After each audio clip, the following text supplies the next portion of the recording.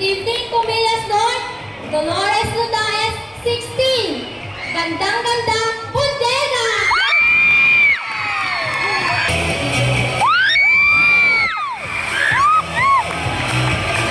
Magpapungalan pa rin sa pagsiso kami ay dua. Kasi matapan ang siguran. Ayun, ulit bagay malaylayan.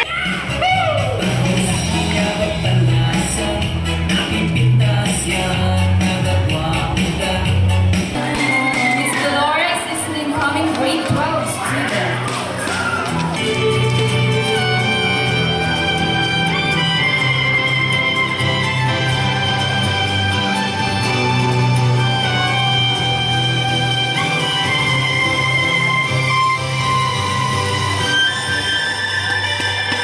Evening, everyone.